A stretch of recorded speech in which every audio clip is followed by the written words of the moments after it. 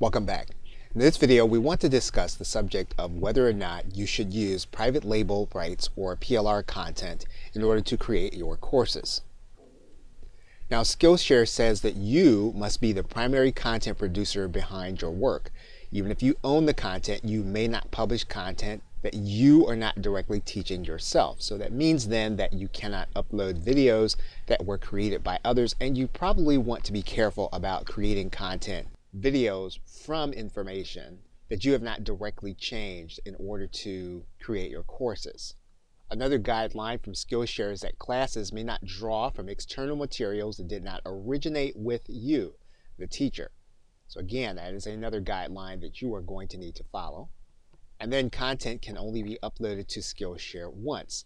Repetitive content can be removed. So again, this is another guideline that you're going to want to think about as you consider whether or not you want to use PLR or private label rights content. So the spirit and letter of the law when it comes to Skillshare and content is that they want the content to come from you. They want it to be something that you have generated from your own knowledge and experience. And so in most cases, this will go beyond the case where you are simply rewriting private label rights content. If it feeds into the knowledge that you have and that knowledge comes out in the course, it's probably permissible. If you were purchasing the content, you were changing it, and you were simply transferring the work from one person to another, that's actually not the spirit of Skillshare. The key is whether or not your students are learning new information.